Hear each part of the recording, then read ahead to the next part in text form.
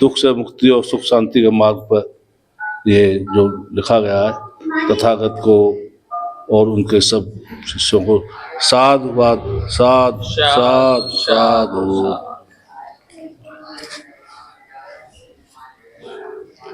अभी हमने तथागत गौतम बुद्ध के धम्म ग्रंथ धम्मपद के एक पाठ का श्रवण किया और किस तरह हम मेडिटेशन, ध्यान या विपश्यना के द्वारा अपने जीवन को सुखमय और शांति प्रिय बना सकते हैं, इसका विस्तार से हमारे एडवोकेट जयसिंह जी ने विस्तार से वर्णन किया। बहुत बहुत साधुवाद। जैसा कि हम इस कार्यक्रम में बाबा साहब द्वारा लिखित धार्मिक ग्रंथ तथागत गौतम बुद्ध और उनका धम्म के एक पाठ का वाचन करते हैं, श्रद्धेय मनोज बौद्ध जी से अनुरोध है कि उसका वाचन करें। श्रद्धेय मनोज बौद्ध जी इधर है।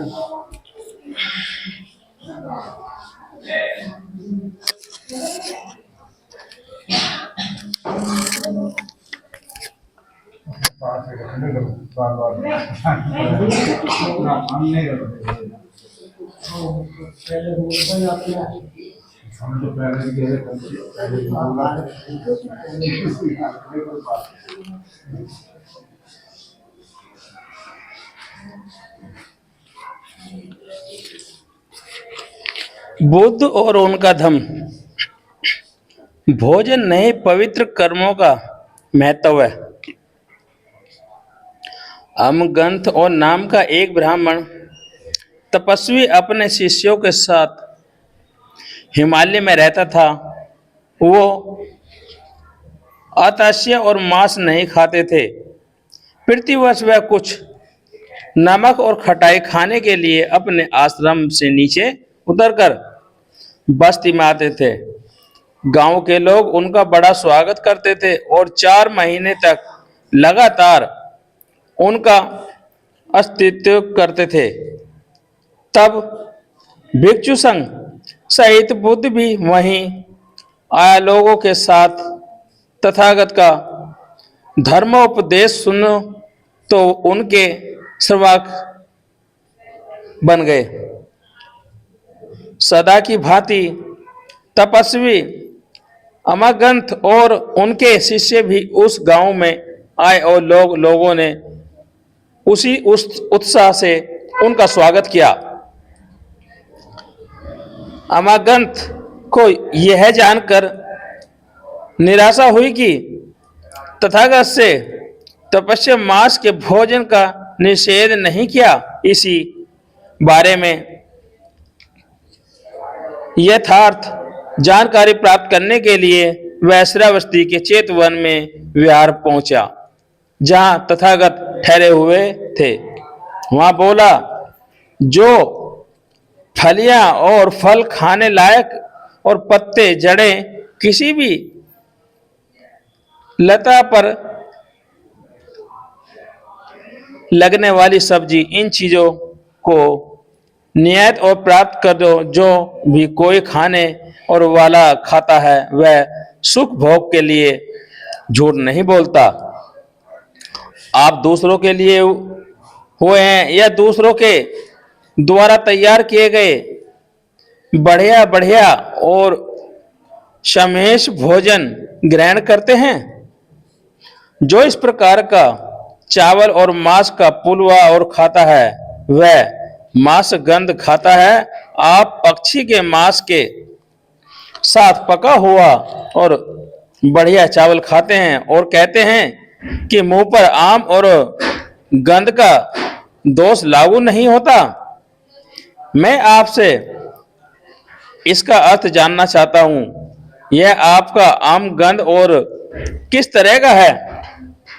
तथागत ने उत्तर दिया, जीव हिंसा करना, पीटना और काटना, बांधना, चुराना, झूठ बोलना, ठगना, वचन करना, अनुपयोगी जानकारी तथा व्यभिचार यह आम गंध है, मांस का खाना नहीं।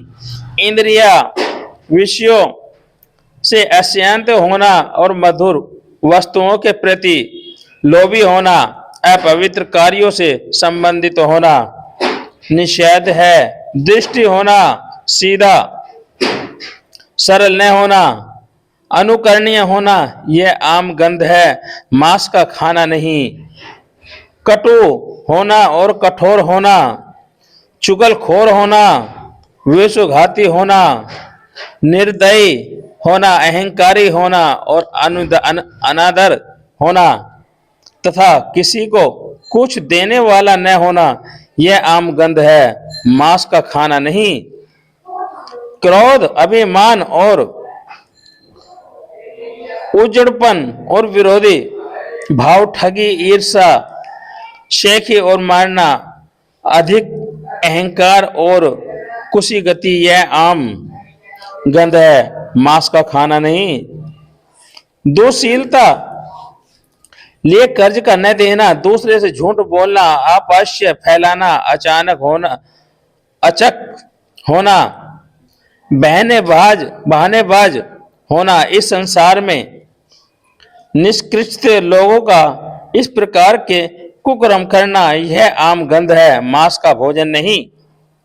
प्राणियों की जान लेने के लिए और विषय में अशियंत होना, दूसरों को कष्ट पहुंचाने पर तुला होना और दूसरों की वस्तुएं छीन लेना, दुश्शील होना और निर्दय होना, कठोर होना तथा आदर की भावना और सहित होना, यह आम गंध नहीं, मांस का भोजन नहीं।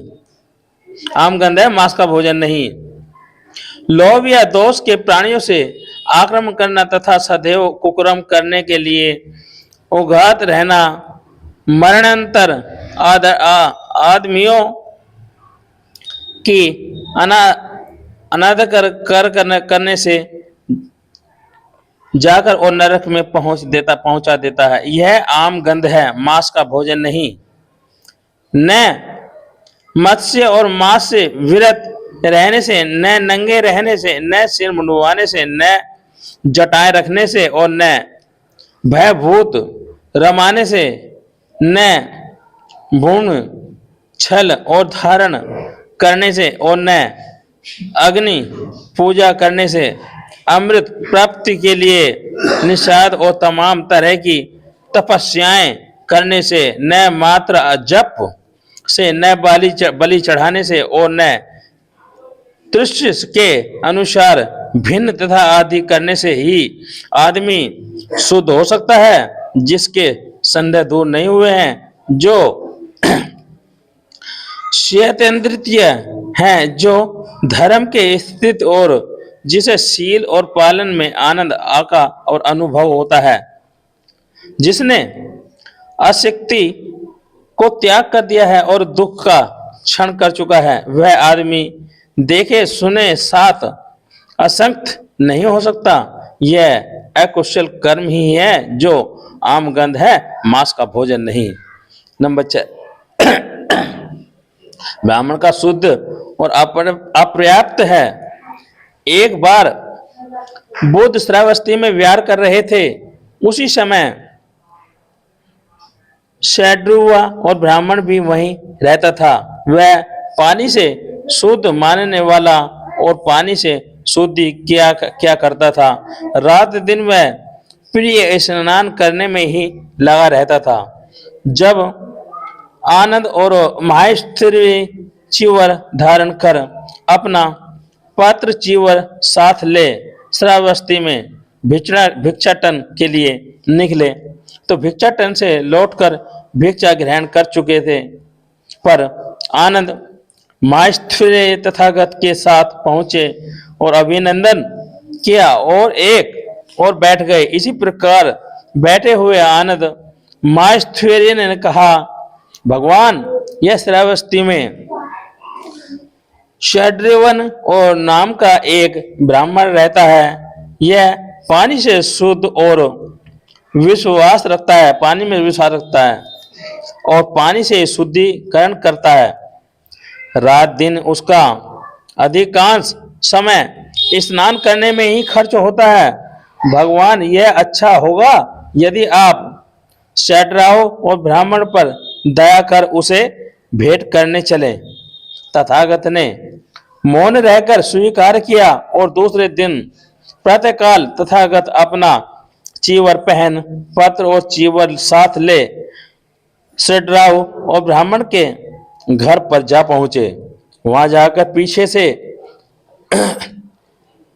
आसन पर बैठे तथा शैडराव और ब्राह्मण जहां तथागत थे वहां आया और कुशल क्षेम पूछ और एक और बैठ गया। उसके बैठ जाने पर शैडराव ब्राह्मण ने तथागत से पूछा, ब्राह्मण जैसा लोग कहते हैं, क्या यह सच है कि किंतु जल से शुद्ध में और विश्वास रखते हो, पानी से शुद्धि है करते रहते हो, तुम्हारा रात दिन का अधिकांश समय स्नान करने में ही खर्च होता है। श्रवण गौतम, यह सच है। ब्राह्मण, इस प्रकार रात दिन स्नान नहीं करते रहने में ही तुम क्या लाभ देखते हो? श्रवण गौतम, यह इस तरह से है कि दिन में मुझसे जो कुछ भी पाप कर्म होता है मैं उससे उसी दिन शाम को धो डालता हूँ, और रात को मुझसे जो पाप कर्म होता है वह मैं प्रातःकाल उठते ही स्नान करके धो डालता हूँ। इस प्रकार रात दिन स्नान आदि करते रहने में मुझे यही लाभ दिखाई देता है। तथा गत ने कहा, धर्म ही वह जल स्रोत है जो स्वच्छ है और निर्मल है। यहाँ जब शास्त्रों ने ज्ञाता और स्नान करने में आते हैं तो उनका प्रत्येक अंग शुद्ध हो जाता है तथा वे दूसरे तट पर चले जाते हैं। तथागत के ऐसा कहने पर शैडराव ब्राह्मण बोला, श्रवण गौतम, यह अद्भुत और आज से जीवन पर्यंत आप मुझे अपना शरणागत उपासक जाने। साधु साधु साधु।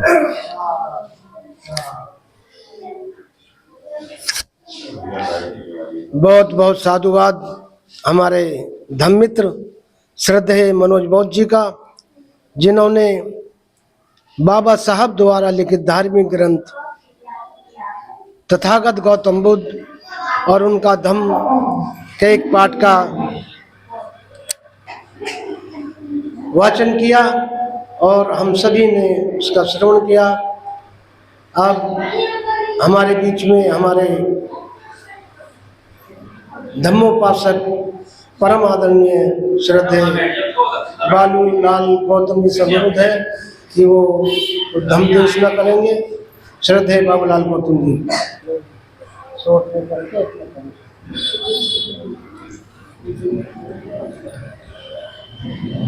सभी शांतिपूर्वक बैठ जाएंगे। और बच्चों, जैसा हर रविवार आप बोलते हो ना, कौन सा दिन आया है, कहाँ जाना है, हाँ तो यही सब बोलेंगे। संडे का दिन आया है, बुद्ध वंदना में जाना है। तो ये बुद्ध कथा और बुद्ध वंदना में आपको संडे में ही आना है और हम आप लोग सब आपकी वजह से आते हैं। तो बच्चों सब शांति रूप बैठ जाएंगे। और जैसा अभी आदेश हुआ है कि मैं कुछ धम्म के वैसे बात बताऊं। धम्म मित्रों और बच्चों, जब से इस सृष्टि की रचना हुई है, क्रिएशन ऑफ लाइफ, सृष्टि की रचना, हर जीव में दुख होता है। और मानव जो इंसान होते हैं या हमारी महिलाएं हैं, जो मानव हैं, जो इंसान है, वो दुख को महसूस करते हैं। तो दुख जब होता है तो उसके साथ उपचार भी होता है, उपचार, दवाई।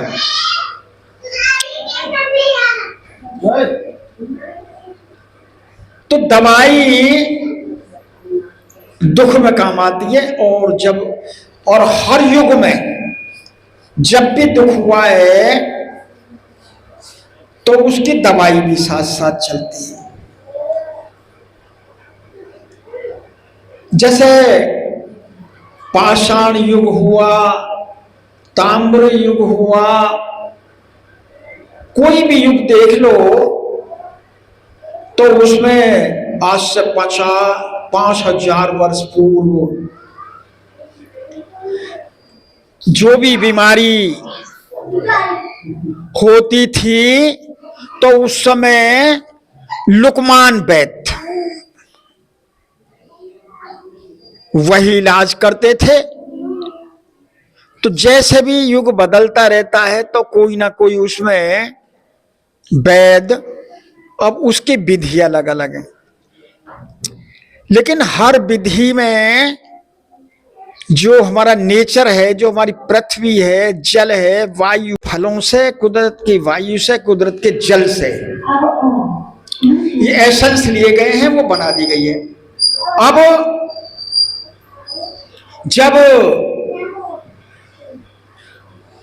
जो इतनी बड़ी खोज हुई, दार्शनिक, फिलोसफर और जो डॉक्टर्स पीएचडी हुए, तो उन्होंने सोचा कि नहीं, आयुर्वेदिक तो बहुत देर से अपना असर करती है, उसका ही और सूक्ष्म रूप उन्होंने किया, नहीं, एलोपैथिक लिया है।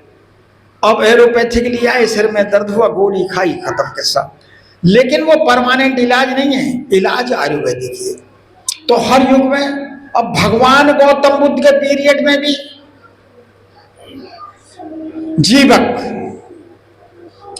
बहुत बड़े वैद्य हुए, उससे पहले चरक वैद्य हुए, हर युग में होते रहे। तो चरक संहिता और जीवक संहिता, जीवक जो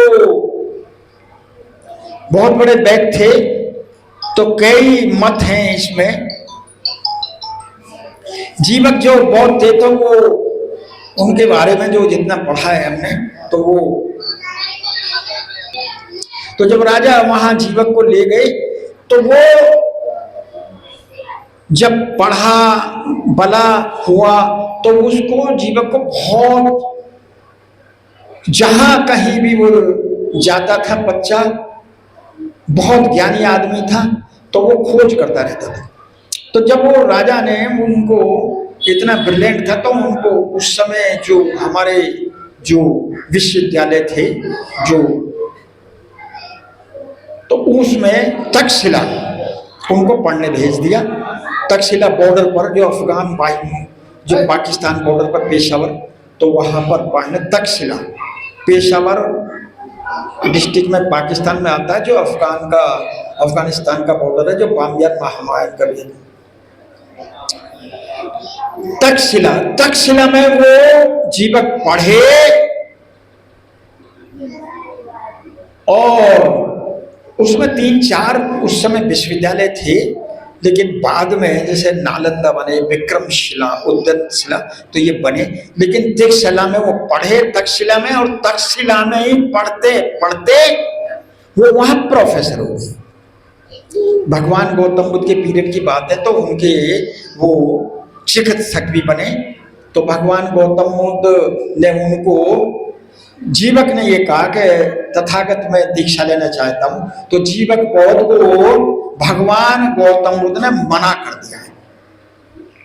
इसलिए मना कर दिया कि जीवक तुम मानव सेवा करिए। आप जब दीक्षा आप ले लोगे तो धम्म का में घुस जाओगे, प्रचार प्रसार करोगे, और मानव सेवा नहीं हो पाएगी। तो आपको हम, आनंद को भी मना कर दिया, सुमिति, संकल्प, जो जितने भी थे सबको मना कर दिया कि कोई जीवक को दीक्षा न दे।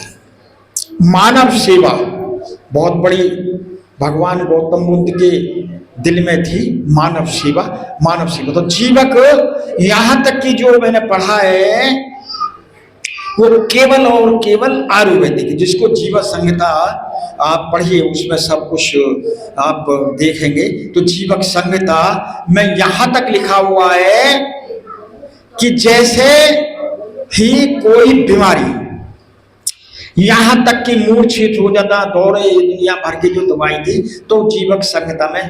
तो एक बार ऐसा हुआ कि एक बौद्ध भिक्षु को अतिसार हो गया, अतिसार में वो मूर्छित हो गए। तो भगवान गौतम ने ये कहा कि जीवक जी को बुलाइए, वैद्य जी को। तो वो आए और जब मूर्छित हो गए तो जीवक ने उनको चित्त लिटा दिया और जितने भी जड़ी बूटी थी सब एक पोटली में बांधकर उसमें पानी भर दिया। तो एक एक बूंद उस बौद्ध भिक्षु के मुंह में आती रही और उनको ध्यान आता रहा और वो होश में आते रहे, यहाँ तक कि उनका जो अतिसार था वो कुछ ही दिन में खत्म हो गया। तो इतने बड़े वैद्य जी थे हमारे जीवक। अब ये बात मैंने आपको इसलिए बताई क्योंकि जो पद्धति है एलोपैथिक, आयुर्वेदिक और होम्योपैथिक, सब एक ही पद्धति है, कुदरत का कानून है, सब यहीं से ये सब लिया गया एसेंस से। तो ये सब जो है आपने सुनी मेरी बात, इसके लिए मैं आभार व्यक्त करता हूँ और भगवान गौतम बुद्ध के शीलों का पालन करने के लिए मैं आपको विनती करता हूँ, हर बंदना में अपील करता हूँ। अब भगवान गौतम बुद्ध के चित्र और बाबा साहब के चित्र को एक कोने में लगा लो और सुबह से ही त्रिशण पंचशील का शुरू कर दो। बढ़िया रहेगा दिन, आप भी खुश रहेंगे, परिवार भी बढ़िया रहेगा। बोलो साधु साधु। श्रद्धे बाबूलाल जी गौतम के परिवार से द्वारा किया जा रहा है, बहुत बहुत साधुवाद। अगले रविवार बुद्ध वंदना का आयोजन हमारे धम्मित्र श्रद्धे मनोज बौद्ध जी के परिवार द्वारा किया जाएगा, उनका भी बहुत बहुत साधुवाद। सभी बाबा साहब और तथागत की तरफ हाथ जोड़कर वंदना करेंगे, मेरा अनुसरण करेंगे। सब्बे भवन्तु चखे विनो, सब्बे भद्राणि पश्यन्तु, मां कंचित दुःखमावना, सब्बे सत्ता सुखी होवन्तु, सब्बे भवन्तु चखे विनो, सब्बे भद्राणि पश्यन्तु, मां किंचित दुःखमावना, भद्राणि पश्यन्तु, मां किंचित दुःखमावना। साधु साधु साधु। सभी का कल्याण हो, सभी का मंगल हो, सभी सुखी रहे, सभी का भला हो। साधु। बुद्धं शरणं गच्छामि, धम्मं शरणं गच्छामि, संघं शरणं गच्छामि, बुद्धं शरणं गच्छामि, धम्मं शरणं गच्छामि,